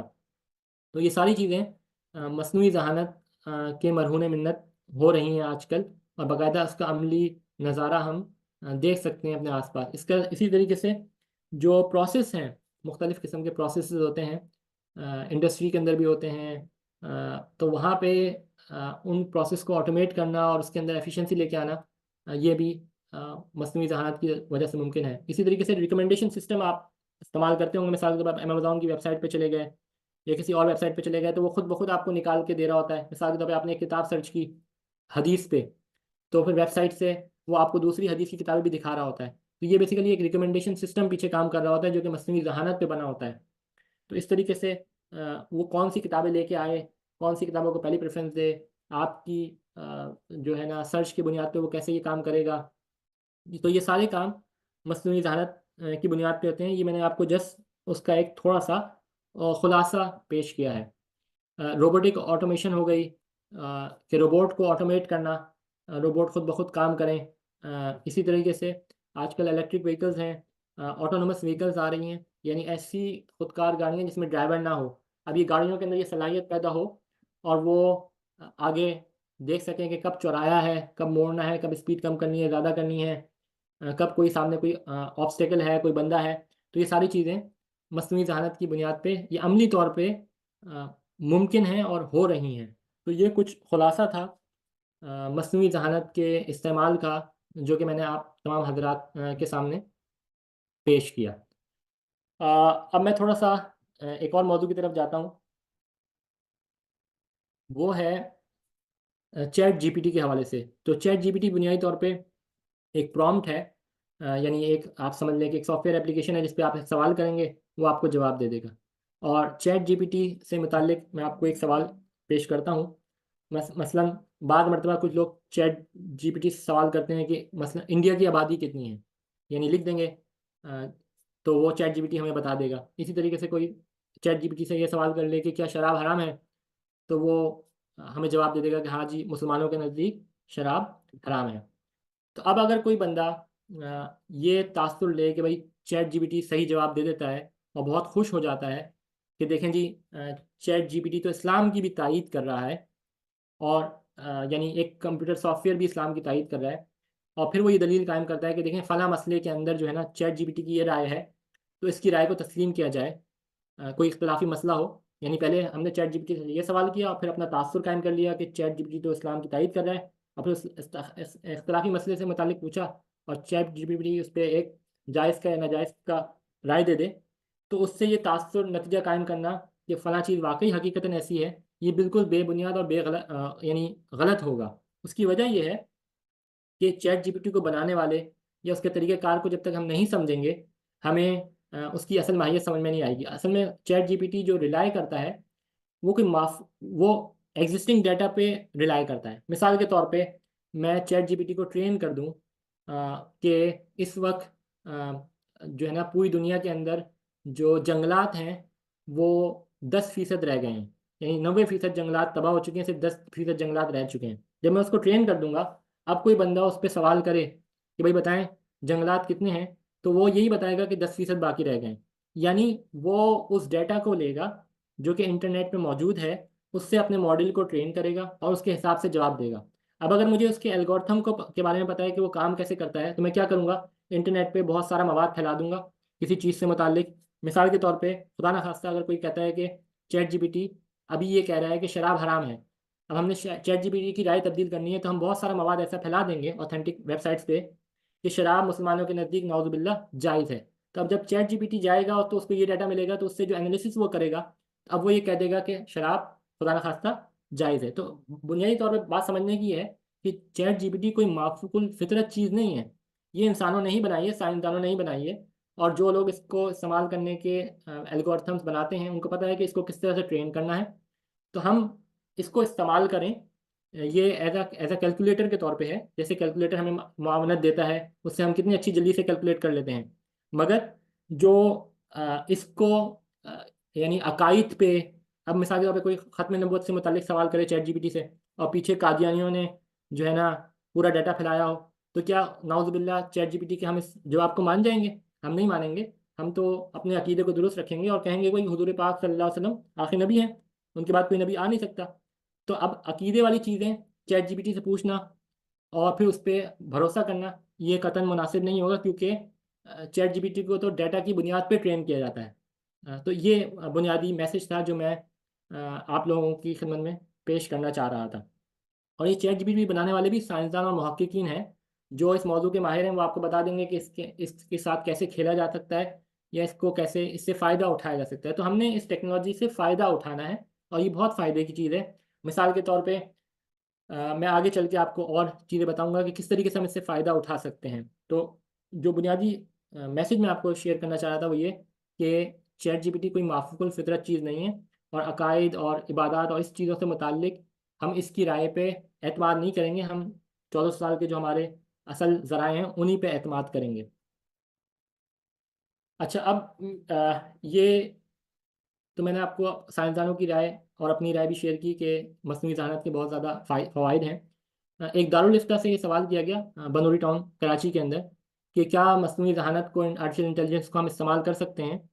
तो उनका जवाब ये था कि बिल्कुल, रोज़मर्रा के कामों में आप इस्तेमाल कर सकते हैं और इसका इस्तेमाल जायज़ है। और जिस तरह से दीगर मुबाह अशिया को हम इस्तेमाल करते हैं, अगर उनको हलाल कामों में इस्तेमाल किया जाएगा तो उसका इस्तेमाल हलाल होगा, अगर उसको हराम कामों में इस्तेमाल किया जाएगा तो उसका इस्तेमाल हराम होगा। मिसाल के तौर पे कैलकुलेटर को आपने ले लिया, कैलकुलेटर से आप इल्मुल फ़राइज़ यानी विरासत के मसाइल बना रहे हैं और तखमीना लगा के दे रहे हैं, तो कितना अच्छा इस्तेमाल है कैलकुलेटर का। और अगर इसी कैलकुलेटर से कोई बंदा खुदा न खास्ता शराब की बोतलों की यानी इंदराज कर रहा है या सूद का इंदराज कर रहा है, तो आप हज़रात मुफ्तियान किराम बेहतर जानते हैं कि वो इस्तेमाल सही नहीं होगा कैलकुलेटर का। तो इसी तरीके से मस्नूई ज़हानत पे हम ये बुनियादी चीज़ जहन में रखेंगे कि इससे इंसानियत को बहुत ज़्यादा फ़ायदा है, और इसका मुताल्लिक़ ये मैंने आपकी खिदमत में एक उसूली बात पेश कर दी। उम्मीद है कि आप हजरात की भी, आप ज़्यादा इल्म वाले लोग हैं तो आप भी इसी उसूल पे जो है ना यही उसूल बयान करते होंगे। अच्छा, अब मैं कुछ सवालात आप हजरात की खिदमत में पेश करना चाहूँगा मस्नूई ज़हानत के हवाले से। क्या मिसाल के तौर पे मस्नूई ज़हानत के ज़रिए से कोई बंदा मकाला जात लिखता है, मिसाल के तौर पे दारुल इफ्ता के अंदर एक फ़िक़ही मकाला इफ्ता के तलबा को दिया जाता है, वो चैट जीपीटी पे जाता है। अब चैट जीपीटी उर्दू में भी जवाब देता है। वो हमने मकाला उसको कहा कि उसका मौजू था जो है ना, कोई भी मौजू था, हदीस का तखरीज थी या कोई और जदीद मसला था, तो उसने चैट जीपीटी को कहा कि भाई मुझे सारा मौजू लिख के दे दो, मकाला लिख के दे दो। तो चैट जीपीटी उसको कुछ घंटों के अंदर 200-300 का पूरा मकाला लिख के दे देगा। तो क्या चैट जीपीटी को इस तरह से इस्तेमाल करना मुनासिब होगा? ये तो मुनासिब नहीं होगा ना, वो तो मकाला उस बंदे ने लिखना है। इसी तरीके से हमारी यूनिवर्सिटी के अंदर बाकायदा कानून साजी की गई है, रूल्स पास किए गए हैं कि भाई हमने अगर स्टूडेंट को एक असाइनमेंट दिया है, कोई एक काम दिया है, अब वो जाके चैट जीपीटी को या मसनूई ज़हानत को इस्तेमाल करता है और उसकी बुनियाद पे वो चीज़ लिख के लेके आता है, तो ये चीटिंग कहलाएगी। तो यानी चैट जीपीटी को हम इस्तेमाल करें, मसनूई जहानत को इस्तेमाल करें, मगर उसका गलत इस्तेमाल नहीं करेंगे। इसी तरीके से मैं आपको एक और मज़े वाली बात बताता हूँ। हम साइंटिस्ट के पास जर्नल्स होते हैं, साइंटिफिक जर्नल्स, जिसमें पूरी दुनिया से लोग अपने साइंसी इजादात को मकालात की शक्ल में जमा कराते हैं, फिर हम उन साइंसी इजादात को परखते हैं। अब हमारे सामने एक मकाला आया जिसपे नाम तो इंसानों का था, मगर वो मसनूई जहानत की मदद से लिखा गया था, पूरा पूरा मकाला। तो हमारे पास चूंकि उस मौजू के एक्सपर्ट्स मौजूद थे, कंप्यूटर तो उसको डिटेक्ट करने में कामयाब नहीं हो सका। हमारे पास ऑनलाइन सिस्टम होता है जिसकी मदद से इस तरह के मकालात को हम डिटेक्ट कर लेते हैं, ऐसे सॉफ्टवेयर्स होते हैं, मगर वो सॉफ्टवेयर्स काम नहीं करे क्योंकि उन्होंने बहुत रिसेंट टेक्नोलॉजी इस्तेमाल की थी। और फिर जब हमने उस मौजू के एक्सपर्ट साइंसदान से कहा, उसने पढ़ा, तो उसने कहा नहीं भाई, ये तो 2 नंबरी काम है। तो इस तरीके से हमें मेहनत करनी पड़ गई। अब हम यानी साइंटिफिक कम्युनिटी ने ये फैसला किया है कि जो तहकीकी मकाला होगा या इजादात होंगी वो इंसानों की कबूल की जाएंगी, क्योंकि इंसान वो होगा जो जिम्मेदारी कबूल करता है। तो यानी अगर मशीन एक तहकीकी मकाला लिख दे, मिसाल के तौर पर एक तहकीकी मकाला लिखा मशीन ने और एक दवाई ईजाद कर दी, और ये हमने मंजूर कर ली, और ये दवाई लोगों ने खानी शुरू कर दी, और इससे लोगों का इंतकाल हो गया या कोई बुरा असर हो गया, तो हम मशीन को जाके तो नहीं पकड़ेंगे, मशीन को तो अदालत में नहीं घसीटा जाएगा। तो इस वास्ते साइंसदानों ने ये मुत्तफ़क़ा तौर पर फैसला किया है कि ये जो मशीन है, चूँकि ये जवाबदेह नहीं होती, तो इस वास्ते हम इन मशीनों की बात को कबूल नहीं करेंगे, हम इंसानों की बात को ही कबूल करेंगे। या तो मशीन को रिप्रेजेंट करता हो कोई इंसान, तो फिर बात की जाएगी। तो इस पे जो है ना, ये बात मैं आप हज़रात की खिदमत में पेश करना चाहता था। इसी तरीके से अगर कोई बंदा फतवा नवीसी का काम करना चाहे चैट जीपीटी से, यानी आजकल ऐसे लोगों ने ये शोशा छोड़ दिया है कि चैट जीपीटी को हम फतवा सादी के लिए इस्तेमाल करें, और मुफ्तियान इकराम के पास जाए ही नहीं, और बहुत सारे लोग उसको इस्तेमाल भी कर रहे हैं। तो ये किस हद तक मुनासिब होगा और किस हद तक मुनासिब नहीं होगा। तो जैसे मैंने अर्ज़ किया कि इंसानों का मुतबादिल ये नहीं हो सकता, और इसके अंदर वो सलाहियत नहीं है कि जो इसके अंदर हम तकवा तो नहीं लेके आ सकते ना। यानी एक चीज़ होती है तकवा, वो तकवा कहाँ से आएगा इसके अंदर। और अगर तकवे की भी हमने इसको ट्रेनिंग देनी है, तो भी तो हम ही ट्रेनिंग देंगे ना, कि भाई किस मसले में तकवा वाला कौल क्या कौन सा है, और उमूमी कौल कौन सा है। तो इन पहलुओं को भी हमें देखना होगा। हाँ, ये अलबत्ता ज़रूर हो सकता है कि मिसाल के तौर पे हम दीनी कामों में मुआवनत ले लें। मिसाल के तौर पे पहले जब कंप्यूटर नहीं था, तो अगर लफ्ज़ अल्लाह की हमने अहादीस की किताबों में देखना है कि कितनी अहादीस के अंदर लफ्ज़ अल्लाह आया है, तो हमें पूरे पूरे कुतुबखाने बाकायदा मैनुअली देखने पड़ते थे, और इंडेक्सेस देखनी पड़ती थी। फिर जब कंप्यूटर आ गया तो हम सिंपल लफ्ज़ अल्लाह डालते हैं या कोई भी लफ्ज़ डालते हैं, तो हज़ारों सैकड़ों किताबों के अंदर से वो जाके ढूंढ के निकाल के लेके आ जाता है मतलूबा लफ्ज़। तो उससे हमें फ़ायदा हो गया, मगर उससे एक नुकसान ये भी हुआ कि थोड़ी सी काहिली और सुस्ती भी पैदा हो गई, कि अब हम जो है ना, जो कुतुब बीनी होती है, कुतुब को जाके मुताला करना होता है, वो चीज़ कम हो गई। तो उसका मसनूई ज़हानत का इस्तेमाल किस हद तक करना है, और उसका किताबों को पढ़ने का अपना एक नूर भी होता है ना। मैं आपको एक अजीब बात शेयर करता हूँ। वैसे तो यहाँ पे प्रोफेसर हज़रात जो मगरबी ममालिक के अंदर हैं, वो बहुत बात करते हैं कि हम डिजिटल चीज़ों को यूज़ करें, मगर मैंने कई बड़े बड़े प्रोफेसर्स को देखा और साइंसदानों को देखा जो कि बाकायदा हार्ड फॉर्म में चीज़ों को पढ़ते हैं, और वो उसकी अफादियत के कायल भी हैं, और कहते हैं कि हम इसको एज अ मुआवनत के तौर पे इस्तेमाल करें, मगर किताबों का अपना एक एक नूर है, जो कि जिन साइंसदानों से मैंने बात की, वो कहते हैं। मैं इससे कदम भी इनकार नहीं कर रहा, मैं खुद इस्तेमाल करता हूँ इन टेक्नोलॉजीज़ को, मगर एक चीज़ हार्ड फॉर्म में आपके पास हो, उसकी अपनी एक अफादियत होती है। तो हम उलूमी दीनिया के अंदर मसनूई जहानत को इस्तेमाल कर सकते हैं, उससे फ़ायदा हो सकता है, मगर उसकी एक हद होनी चाहिए। इसी तरीके से अब मसनूई जहानत को इस्तेमाल करते हुए कुरान पाक व अहादीस मुबारक से मसाइल का इस्तिखराज करना शुरू कर दिया जाए, तो ये या और फिर फ़ुक़हा इकराम की राय से इख्तिलाफ़ करना शुरू कर दिया जाए, ये कतन मुनासिब नहीं होगा। आप हज़रात मुझसे बेहतर जानते हैं, मगर इस तरफ भी लोग जा रहे हैं, और जो ऐसे फितना फैलाने वाले लोग हैं, जो कि उलमा कराम यानी तकलीद पे नहीं चलते, सिंपल वर्ड में, वो फिर अपनी इन चीज़ों को, टेक्नोलॉजी को इस चीज़ में इस्तेमाल करते हुए नौजवानों के जहनों पे असरअंदाज हो रहे हैं। इसी तरीके से मिसाल के तौर पे इल्मुल फ़राइज़ का मसला है, सिराजी आप तमाम हज़रात ने पढ़ी है। अब आपको उसूल पता चल गया कि जब बाप होगा किसी का तो कितने उसूल हैं, बेटा होगा तो कितने उसूल हैं, इन उसूलों को देते हुए हमने एक कंप्यूटर प्रोग्राम बना दिया मसनूई जहानत का। अब वो हमें जैसे ही हम उसको बताएंगे कि भाई मोर से आला कौन है, वारिसीन कितने हैं, तो वो उसके तमाम के ज़विल फ़रूज़ कौन से हैं, अज़बा कौन से हैं, ये सारी चीज़ों को निकाल के हमें उसका हल बता देगा। अब ये कंप्यूटर प्रोग्राम ऑनलाइन हमें मिल भी जाएंगे और इसमें मुआवनत भी हो सकती है, मगर वो जो चीज़ें हैं जो कि हज़रात मुफ्तियान किराम इस्तेमाल करते हैं, वो चीज़ फिर जो है ना ख़त्म होती चली जाएगी। तो ज़रूरत इस चीज़ की है कि हम इन टेक्नोलॉजीज़ को उस हद तक इस्तेमाल करें जिसमें इंसानियत को फ़ायदा हो, उससे आगे ना लेके जाएं। इसी तरीके से जो तिजारत के लिए तिजारत के अंदर इंसान तिजारत करते हैं, इंसान और उसमें आप फ़िक़हुल बुयू के अंदर पढ़ते हैं कि जो है एक यानी उसमें अक़द की शराइत होती हैं और जो इकरार होता है बे के को तस्लीम करने के लिए। अब अगर कंप्यूटर ही आपस में तिजारत करना शुरू कर दें, यानी पीछे कोई इंसान ना हो, यानी अभी ऐसे बॉट्स बन रहे हैं जिसमें वो खुद ही तिजारत करना शुरू कर देगा, यानी उसके हम पीछे हम इंसान को काउंट नहीं करेंगे। अभी तो ऐसा होता है ना कि जैसे मिसाल के तौर पर हम किसी मशीन में चले गए, तो मशीन में वो उस कारोबार की वो नुमाइंदगी कर रहा होता है, और फिर हम उसकी तरह से उसकी तदबीक करके तखरीज करके हम कहते हैं कि हाँ ये उस कारोबार की नुमाइंदगी कर रहा है, उस कंपनी की मालिक की नुमाइंदगी कर रहा है, और ये इस तरह से अक़द पूरा हुआ है। मगर एक ऐसा वक्त भी आने वाला है जिसमें इंसान पीछे से हट जाएंगे, और आजकल भी स्मार्ट कॉन्ट्रैक्ट्स की मदद से और आर्टिफिशियल इंटेलिजेंस की मदद से खुद ही वो डिसीजन ले रहे हैं। और यानी एक बॉट होगा, एक कंप्यूटर मशीन होगी, एक प्रोग्राम होगा जो कि मिसाल के तौर पे खुद ही उसने ज़र को तख्लीक किया, करेंसी को तख्लीक किया, खुद ही उसने मार्केट में जाके ट्रेडिंग की, खुद ही उससे पैसा आया। अब वो पैसे से लॉस होता है तो वो किसी का आगे जवाबदेह नहीं है, और अगर मुनाफा होता है तो वो उसको प्रोग्राम उसकी मर्ज़ी है कि वो किसी को भी वो मुनाफा दे दे। यानी इस तरीके से ऑटोमेशन की तरफ चीज़ें जा रही हैं जिसके पीछे इंसान भी ना हो। ये इस पे काफ़ी काम हुआ है। तो इस तरह की तिजारत का क्या हुक्म होगा जब पीछे कोई इंसान ही ना हो, यानी मुश्तरी कंप्यूटर खुद ही मुश्तरी और बाय भी बन जाए।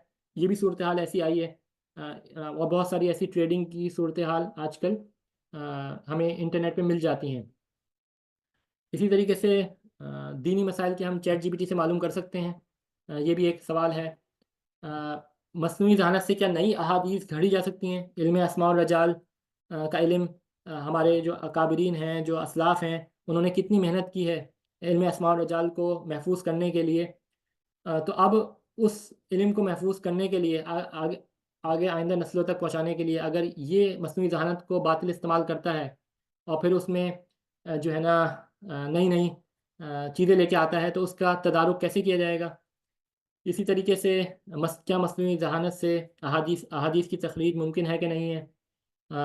इल्म अस्मा और रजाल के अंदर हमें कोई सहूलत मिल सकती है कि नहीं मिल सकती? इसी तरीके से तारीख़ का जो इल्म है वो बहुत यानी सेंसिटिव हो गया है, यानी उसके अंदर बड़े मसाइल पैदा होंगे। देखें, अभी तारीख़ के अंदर हम जो एतबार करते हैं, इसको आप वो तारीख़ की कुतुब पे एतबार करते हैं। इसको मैं आपको एक मिसाल से समझाता हूँ। मिसाल के तौर पे जो इंडिया है वो 1947 15 अगस्त 1947 के अंदर बना है। अब हम सब लोगों को, यानी हमारे वालिदैन ने देखा है इंडिया की जो इंडिपेंडेंस डे है, और बहुत सारे लोग उसकी हमें गवाही भी दे देंगे। और फिर हमारे से जो बाद वाली जनरेशन है वो किताबों में देख के बता देगी कि इंडिया 15 अगस्त 1947 को मारिद वजूद में आया। अब अगर बातिल कुव्वतें ये कोशिश करें कि किस तरीके से आइंदा 2 नस्लों बाद या 3 नस्लों बाद जो उस वक्त जो अवाम होंगे उनको ब्रेक कर दिया जाए, उनको उनका तोड़ पैदा कर दिया जाए, तो ऐसी कुतुब शाये कर देंगे जिसमें ये लिखा होगा कि इंडिया जो है 1960 में मारिद वजूद में आया। तो अभी तो हम लोग रेजिस्टेंस करेंगे, वो किताब पे पाबंदी लग जाएगी इंडिया के अंदर और वो किताब आगे नहीं जाएगी। मगर अगर बातिल मेहनत करे अगले 300-400 साल तक, तो फिर 300-400 साल बाद जो लोग आएंगे उनके सामने तारीखी तौर पे 2 किस्म की आरा होंगी, 2 किस्म की कुतुब होंगी। एक में लिखा होगा इंडिया 1960 में बना, दूसरे में 1947, और फिर उनका अगर हवाला जात भी दिए गए हो, कोड भी हो, तो हमने एक यानी उस वक्त के माशरे को मुनक़िस्म कर दिया, तकसीम कर दिया।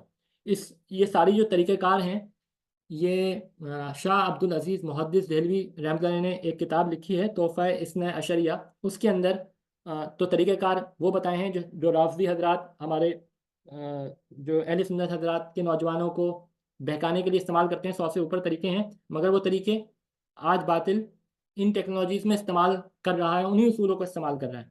तो उन उसूलों को अगर इस्तेमाल करते हुए तारीख़ में वो चेंजेस करेंगे, जैसे मैंने आपको चैट जीपीटी की मिसाल दी कि चैट जीपीटी के अंदर वो ट्रेन होता है, अगर ट्रेनिंग डाटा ही उसको ऐसा प्रोवाइड कर दिया जाए जिसमें तारीख़ के वाक़यात को मस्ख़ कर दिया जाए, तो फिर हम लोग तो डिजिटल दुनिया की तरफ जा रहे हैं ना, हर चीज़ डिजिटल हो रही है। और जैसे-जैसे हमारा हमारा जो इन्हिसार है वो डिजिटल किताबों पे हो रहा है, हम असल किताबों को नहीं देख रहे हैं। तो फिर तारीख़ के अंदर हमें बहुत कम ऐसी हम उन लोगों के बातिल के मोहताज हो जाएँगे और इस तरीके से वो तारीख़ में जो चाहे मशाजरात का जो उस पे जो हमारे अहले सुन्नत वल जमात के जो अकायद हैं, उस पे वो तब्दीली कर सकते हैं और बेतहाशा चीज़ों को वो तब्दील कर सकते हैं। आप हज़रात उसका बेहतर इदराक कर सकते हैं कि कितनी ज़्यादा मसाइल पैदा होंगे। इसी तरीके से ख़तीब का किरदार को ख़त्म किया जा सकता है कि नहीं कैसे किया जा सकता है, मुफ्तियान किराम के किरदार को और फतावाजात जारी करने का, ये सारी वो चीज़ें नहीं है जो मेरी अपनी ज़हनी इख्तिरा है, बल्कि ये वो चीज़ें हैं जो कि मैं माशरे में नौजवानों के अंदर देख रहा हूँ, यूनिवर्सिटीज़ के अंदर जो लोग इस तरह की बातें सोच रहे हैं। तो यहाँ पे मैं अपने मौज़ू का इख्तिताम करता हूँ और अब मैं फ्लोर आप हज़रात के सामने ओपन करता हूँ, अगर आप कुछ सवालात करना चाहें। सवाल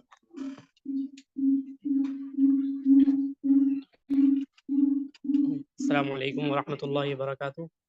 सबसे पहले तो आपका बहुत-बहुत शुक्रगुज़ार हूँ कि आपने बहुत ही वाक़ई अंदाज़ में इस मौज़ू को हमारे सामने पेश किया और हमारे ज़हनों में उठने वाले बहुत से सवालात को ख़ुद ही आपने तफ़सील से और वाज़ेह अंदाज़ में हल कर दिया। एक सवाल मेरा ये है कि जब भी हम ये एआई या मशीन लर्निंग वग़ैरह के बारे में पढ़ते हैं, तो उसमें एक लफ़्ज़ बहुत ज़्यादा आता है बिग डेटा का। तो इस बारे में आप अगर कुछ वज़ाहत करें मुख्तसरन कि इससे क्या मुराद है और इसका क्या रोल होता है आर्टिफ़िशियल इंटेलिजेंस में, जी, तो आपके शुक्रगुज़ार होंगे। जी, वालेकुम अस्सलाम वरहमतुल्लाहि वबरकातुहू। बिग डाटा से मुराद ये है कि बहुत ज़्यादा हमारे पास मवाद हो। यानी जैसे मैंने पहले अर्ज़ किया कि कंप्यूटर को ट्रेन करने के लिए अगर हम कम डाटा देंगे, तो कंप्यूटर के अंदर इतनी सलाहियत नहीं होती कि वो खुद उस डाटा को जनरेट करे। तो उसके लिए या तो हम जनरेटिव एडवर्सरियल नेटवर्क्स यूज़ करते हैं, डाटा खुद कंप्यूटर जनरेट करता है, फिर उससे चीज़ें सीखता है, मगर वो डाटा सही होना चाहिए। या फिर हमारा पहले से ही बहुत ज़्यादा मवाद होना चाहिए। इसको एक मिसाल से समझ लीजिए। मिसाल के तौर पे अगर सिर्फ़ हमारे पास 1 महीने का डाटा हो कि सोने की कीमत पिछले 1 महीने में कितनी बढ़ी, कितनी घटी दिल्ली के अंदर, और इसकी बेसिस पे हम अपने कंप्यूटर प्रोग्राम को ट्रेन करें, तो उसकी जो ट्रेनिंग होगी वो इतनी, यानी वो आगे जो तख़मीना लगाएगा वो इतना मज़बूत नहीं होगा। इसके बरक्स अगर हम उसको डाटा प्रोवाइड कर दें पिछले 30 सालों का, और उसको साथ-साथ ये डाटा प्रोवाइड करें कि सोने की कीमत में कितना उतार-चढ़ाव हुआ, और साथ-साथ जब उतार-चढ़ाव हुआ तो उस वक़्त आलमी सतह पे वो कौन-कौन से अवामिल थे, कोई वज़ीर-आज़म तब्दील हुआ या कौन-कौन से ऐसे इवेंट्स थे जिनकी वजह से उस सोने की कीमत पे असर पड़ा।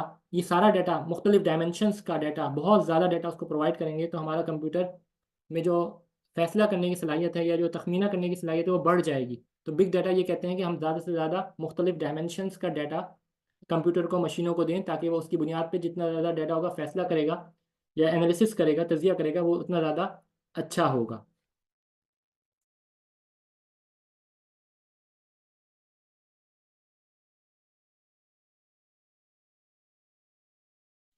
जज़ाकुमुल्लाह डॉक्टर साहब। डॉक्टर साहब, एक सवाल ये ज़हन में आता है, जैसे आपने फरमाया कि ये एक बाइख्तियार एक ज़हानत वजूद में लाई जा रही है।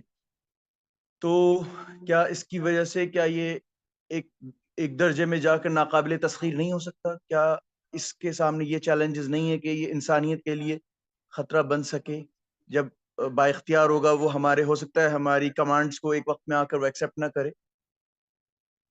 जी, बिल्कुल। इसमें बस 2 बातों को हमने ज़हन में रखना है। ऐसा मुमकिन है, ऐसा मुमकिन है। असल में एक है साइंस फ़िक्शन। साइंस फ़िक्शन में अगर आप नॉवलों को पढ़ें, तो उनमें तो हमें ऐसी-ऐसी चीज़ें मिल जाएँगी कि जो कि आइंदा 100 साल तक भी हकीकी तौर पे मुमकिन नहीं है। तो हमने साइंस फ़िक्शन को अलहदा रखना है और हकीकी दुनिया को सामने रखना है। अब देखिए, मिसाल के तौर पे साइंस फ़िक्शन के अंदर तो ये ऐसा भी हो सकता है कि मिसाल के तौर पे मशीनें नई मशीनों को पैदा करना शुरू कर दें। अब ये तो इंसान काम करते हैं ना, ये मशीनें तो खुद काम नहीं कर सकती। हाँ, इसकी मुख्तलिफ ताबीर या तदबीक हम कर सकते हैं। तो बात यह है कि ये इन मशीनों को में खुद ब खुद ये सलाहियत तो नहीं आएगी, ये सलाहियत भी इंसान ही डाल रहे हैं। मिसाल के तौर पे जब कोई बच्चा पैदा होता है तो साइंसदानों ने देखा कि वो बच्चा पहले सिर्फ सुन रहा होता है, बोलता नहीं है। 2 साल तक वो माँ बाप की या घर में जो आवाज़ें होती हैं उनको सुनता है और फिर मुख्तलिफ करके वो बोलना शुरू करता है। तो यही चीज़ हमने इतलाक़ किया मशीनों पे कि किस तरीके से वो सुनता है, कैसे हम मशीनों को न्यूरल नेटवर्क्स की मदद से ये चीज़ समझना सिखाएंगे। मगर उसमें बहुत ज़्यादा जो है ना दुश्वारियाँ हैं। तो ऐसा हो सकता है, मिसाल के तौर पे अभी हमारी यूनिवर्सिटी के अंदर एक रिसर्च ये हो रही है कि हमने एक रोबोटिक आर्म को, यानी एक बड़ा रोबोट है जो कि एक गाड़ी बनाता है ऑटोमेटिकली। अब वो रोबोट कन्वीनर मशीन पे है, गाड़ियाँ आ रही हैं, उस पर वो रंग कर रहा है या कोई भी काम कर रहा है, सर्किट की सोल्डरिंग वगैरह कर रहा है। अब उस पर साइबर अटैक होता है और वो रोबोट की प्रोग्रामिंग चेंज हो जाती है। तो वो रोबोट इतना भारी होता है कि अगर वो हाथ मारे तो वहाँ पे जो कोई इंसान मौजूद होगा वो उसका इंतकाल भी हो सकता है, उसको नुकसान भी पहुँच सकता है। तो ये चीज़ आजकल ये मुमकिन है साइबर अटैक्स की मदद से। और इसमें इतनी तरक्की आहिस्ता आहिस्ता हो रही है कि मशीनें खुद मुख्तार हों, मगर अभी उस हद तक नहीं गई कि इंसानियत को यानी मशीन आ जाए और दुनिया से इंसानों का खात्मा कर दे।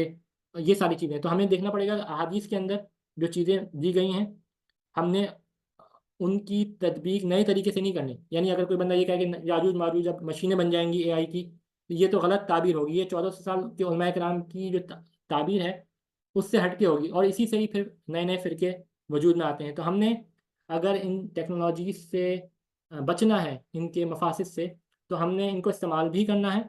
मुफ्तियान किराम से, उलमाए किराम से, आप हजरात से पूछ पूछ के, और साथ साथ वो 1400 साल की जो तालीमात हैं उनको भी पकड़ के रखना है। और जो मुख्तलिफ आप लोग इल्मुल कलाम के अंदर मुख्तलिफ फ़िरक़ों के बारे में पढ़ते हैं कि किस तरीके से वो ज़ाहिर इबारत को लेके या बातिन की बात को लेके मुख्तलिफ फ़िरके बन गए, उन चीज़ों को ध्यान में रखते हुए फिर इस पे करना है। तो खुलासा कलाम आपकी सवाल का ये हो गया कि अभी फ़िलहाल तो ऐसा मुमकिन नहीं है।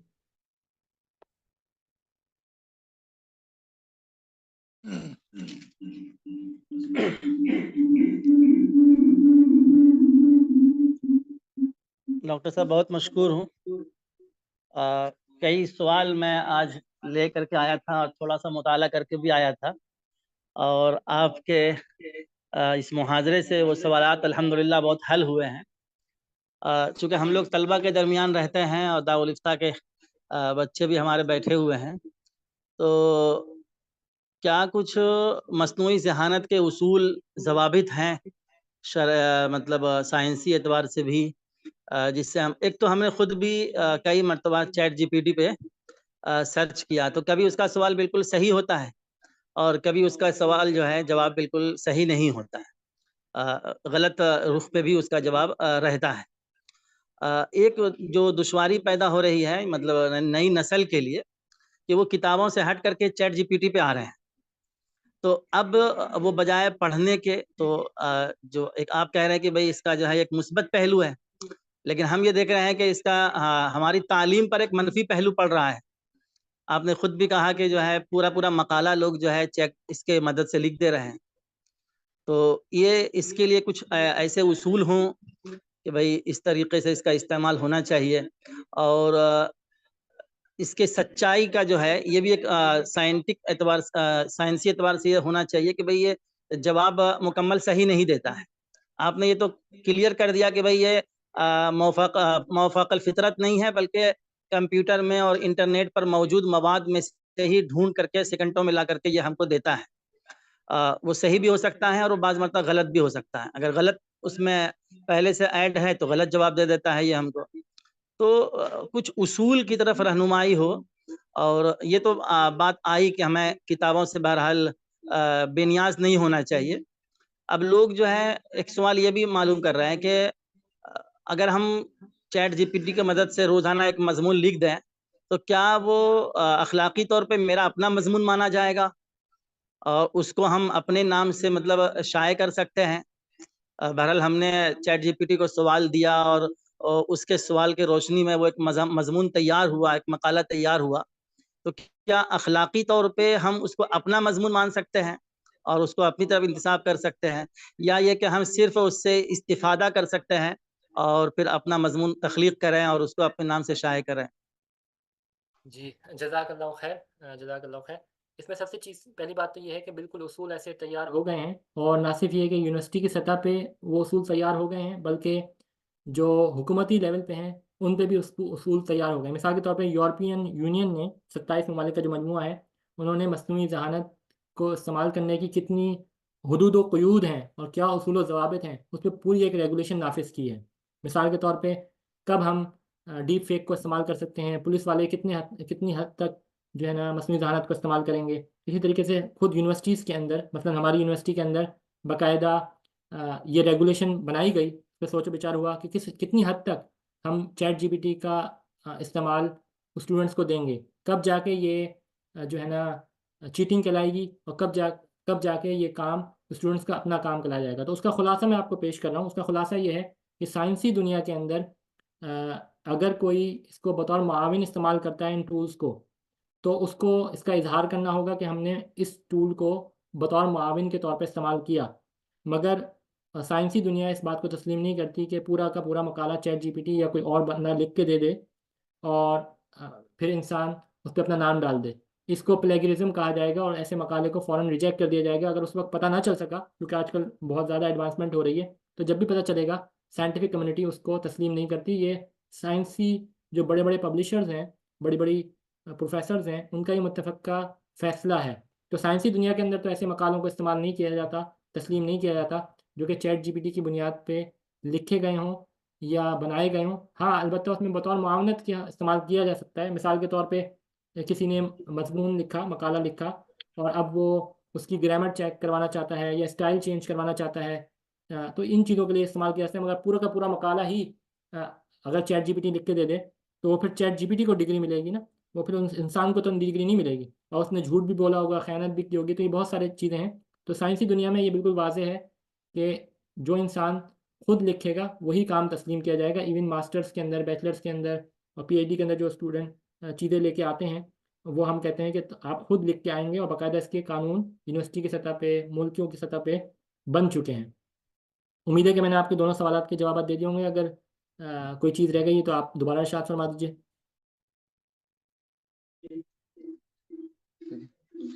बुनियादी तौर पर ये है कि इसके लिए तालीमी इदारे जो हैं वो खुद अपनी पॉलिसी वज़ा करेंगे जी और जी करते बिल्कुल। भी हैं। जैसे प्लेजरिज्म के जो इल्मी सरका है उसके उसूल बने हुए हैं।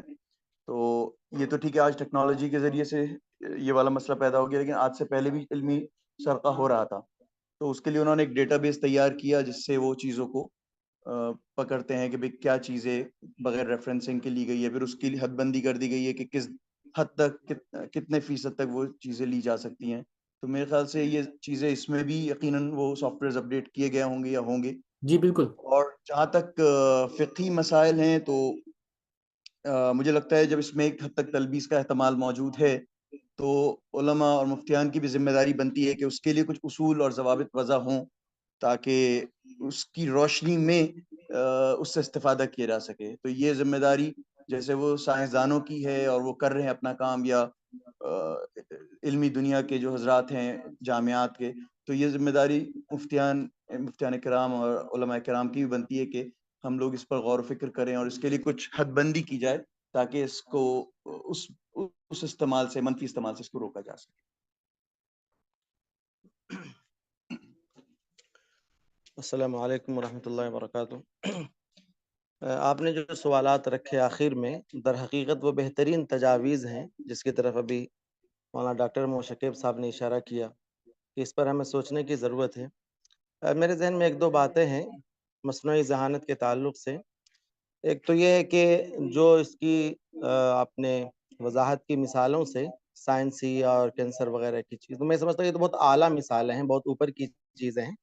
मजमूई तौर से हम ये देखते हैं कि हम सब मस्नूई ज़हानत का इस्तेमाल कर रहे हैं। एक अमूमी तौर पर हम गूगल पे सर्च करते हैं, तो ये मस्नूई ज़हानत ही है। गूगल ट्रांसलेट है। नॉर्मल चैटिंग पे हम लिखते हैं तो हम बोलते हैं और वो खुद टाइप करता चला जाता है। मकतबा शामला हमारा बिल्कुल हम उसको मस्नूई ज़हानत की मिसाल कह सकते हैं। इसी तरह ये जो कैमरे लगते हैं हमारे ऑफ़िस में, ये सब चीज़ें तो मस्नुई ज़हानत में हम सब हर वक्त घिरे हुए हैं ही तकरीबन। बस वो अफ़कार और नज़रियात वाले मसले में और तहक़ीक़ात वाले मसले में जो ख़ास तौर से दीनी मौज़ूआत हैं, उस पर ज़रा-सा देखने की और तहफ़्फ़ुज़ात का मसला होगा। एक सवाल ये है कि जैसे रोबोट इस तरह की चीज़ें वजूद में आ रही हैं, तो एक सवाल ये होता है आम तौर से कि क्या इसका असर बेरोज़गारी पर तो नहीं पड़ेगा? यानी फिर रोबोट ही काम करने लगेंगे। तो जवाब में ये भी कहा जाता है कि भाई फिर दूसरे ज़राए वजूद में आएँगे जॉब के।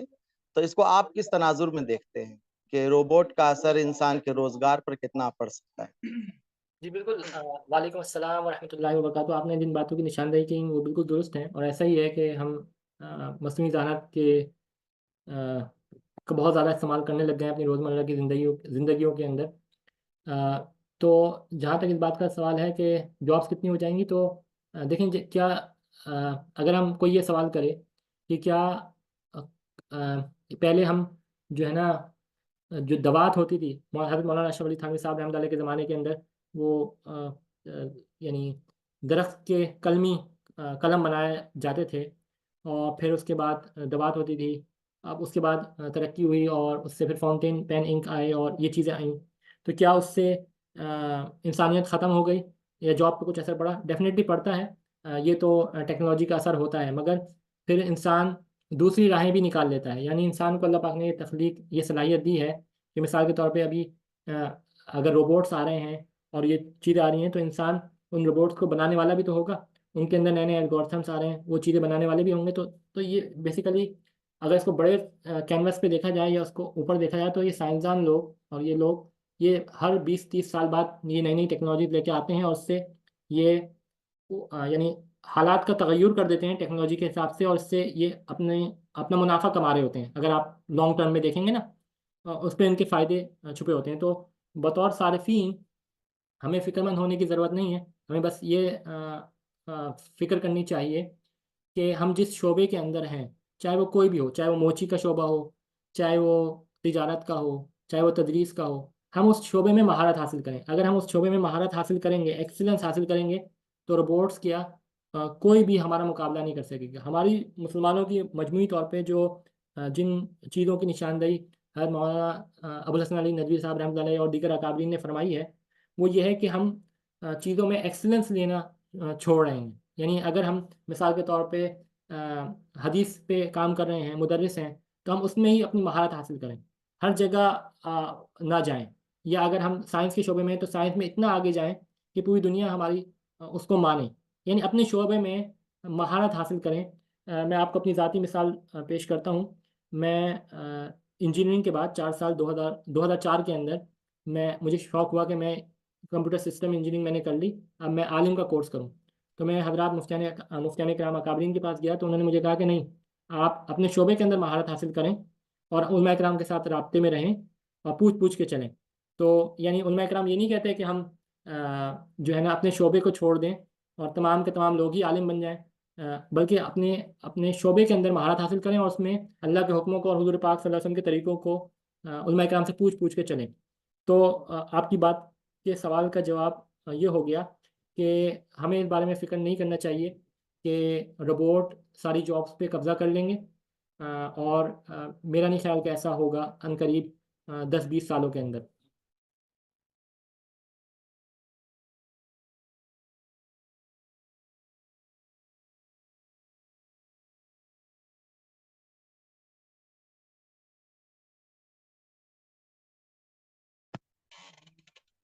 अस्सलाम वालेकुम रहमतुल्लाह। मैंने इस बारे में आज 2-3 वीडियो देखी, तो उनमें 2-3 लफ्ज़ आ रहे थे।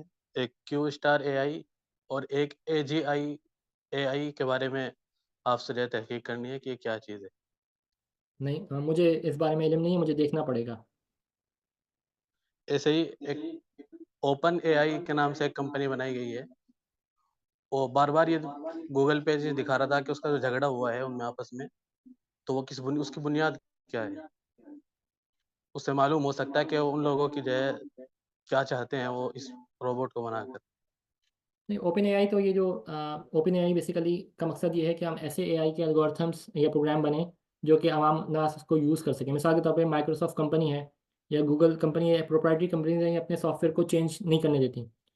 कुछ सॉफ्टवेयर कंपनीज ऐसी हैं, जैसे लिनक्स है, तो लिनक्स के जो फ्री ऑफ कॉस्ट आपको मिल जाता है। तो ओपन सोर्स जितनी भी चीज़ें होती हैं उनमें आप खुद चेंजेस कर सकते हैं, वो फ्री ऑफ कॉस्ट होती हैं। तो इसी तरीके से एआई के अंदर भी बहुत सारी कंपनीज ऐसी हैं जो कि अपने प्रोटोकॉल्स को, एल्गोरिथम्स को शेयर नहीं करती। मिसाल के तौर पर गूगल किस तरीके से रैंकिंग करता है सर्च की, ये हमें इल्म नहीं होता, मगर दूसरे सर्च इंजन जो ओपन है उनके बारे में पता चल जाता है, पता चल सकता है अगर वो ओपन होंगे। जहाँ तक ओपन एआई की बात है, तो ओपन एआई के बारे में जो ये जो सियासी चीज़ें हैं इसका मुझे इल्म नहीं है।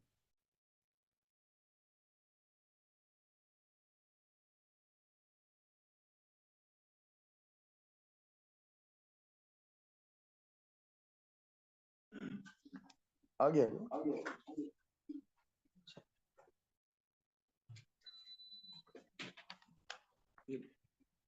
अस्सलाम वालेकुम।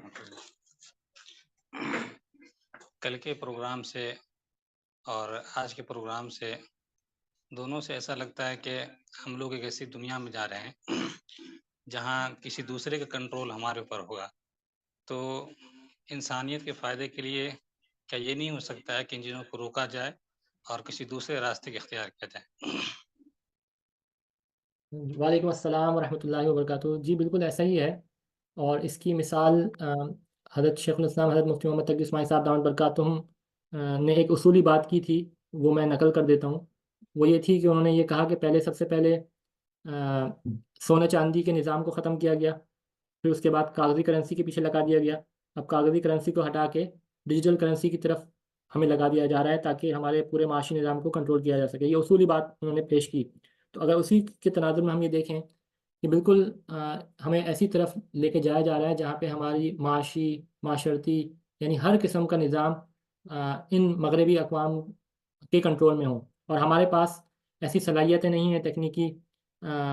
तो बजाय मेरी राय में, और ये मैंने मुफ्तियान कराम से पूछ के ही आपकी खिदमत में पेश कर रहा हूँ, मेरी राय में इसका हल ये नहीं है कि हम टेक्नोलॉजी का इनकार कर दें, यानी हम ये कहें कि नहीं भाई मस्नूई ज़हानत को इस्तेमाल नहीं करना चाहिए, ऐसा मुनासिब नहीं होगा। बल्कि हमें कोशिश ये करनी चाहिए कि जो मस्नूई ज़हानत में काम कर रहे हैं, जो लोग काम कर रहे हैं, वो उसमें एक्सेलेंस हासिल करें और उनका मुकाबला करें। तो हम बातिल कुव्वतों का, मगरबी अक़वाम का मुकाबला कर सकेंगे, कोई मसले की बात नहीं है। हाँ, इसमें थोड़ा सा हमें यानी एतदाल का पहलू रखना होगा। एतदाल का पहलू ये कि जो जिसकी ज़िम्मेदारी है वो काम करे। यानी अभी मैंने एक मज़मून तहरीर किया है जो दारुल उलूम देवबंद के अंदर शाया हुआ है, और उससे पहले एक और मज़मून था, वो था मुसलमान साइंसदानों और उलमा इकराम की ज़िम्मेदारियाँ, उनका दायरा कार। तो होता ये है कि अगर कोई साइंसदान है तो अपने दायरे कार से निकल के आप यूट्यूब पे बेतहाशा देखते होंगे कि थोड़ी बहुत साइंस उसको आती है, और वो फिर शरई मसाइल के अंदर उलमा इकराम को डिक्टेट करना शुरू कर देता है और फतवा देना शुरू कर देता है। तो ये रविश बिल्कुल गलत है।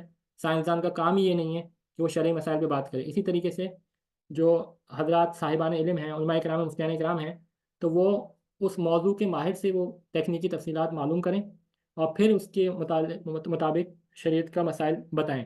अगर हजरात नौजवान मुफ्तियान इकराम मीडिया में बात, सोशल मीडिया इन्फ्लुएंसर की वीडियोस देख के जनरेटिव एडवर्टाइजिंग नेटवर्क या चैट जीपीटी या मस्नूई ज़हानत के 2-4 कोर्सेज करने के बाद उस पे राय देना शुरू कर देंगे, तो ये नाइंसाफ़ी होगी। क्योंकि जो साइंसदान हैं, यानी अगर मिसाल के तौर पर मैं साइंसदान हूँ, मैंने 20 साल इस मौजू पे लगाए हैं, कंप्यूटर साइंस पे और इस मौजू पे, मैं कहता हूँ यार मुझे नहीं आती ये चीज़, अभी भी कह रहा हूँ, और कोई बंदा, दूसरा बंदा तखस्सुस करके 2-4 कोर्सेज लेके इस पे राय देनी शुरू कर दे, तो ये भी मुनासिब नहीं होगा। और ये भी मुनासिब नहीं होगा कि मैं साइंसदान होके फतवे देना शुरू कर दूँ। तो हमें एतदाल से चलना होगा। ये मेरी राय नहीं है, ये हजरात अकाबरीन से मैंने पूछा, उन्होंने मुझे बताया, जो मैं आप हजरात के तवस्सुस से जो हमारे सुनने वाले हैं उन तक पहुँचा रहा हूँ। और ख़ास तौर पे हमें एहतियात ये करनी चाहिए कि हमें टेक्नोलॉजी का उमूमी तौर पे इनकार नहीं करना चाहिए, क्योंकि हम पे ये भी इल्ज़ाम दिया जाता है कि हम टेक्नोलॉजी का इनकार करते हैं। जैसे मैंने बताया, इसके मस्बत फ़ायदे हैं, तो मस्बत फ़ायदों को सामने रखते हुए हम हज़रात दारुल इफ्ता से, मुफ्तियान इकराम से पूछेंगे तो हमें उसका वो हुक्म बता देंगे। तो हम पूरी उनके सामने चीज़ें रख दें और साथ साथ हम अपने शोबे में महारत हासिल करें, तो इससे इंशाअल्लाह हमें इन टेक्नोलॉजी का रद्द भी नहीं करना पड़ेगा और हम बातिल कुव्वतों का मुकाबला भी कर सकेंगे।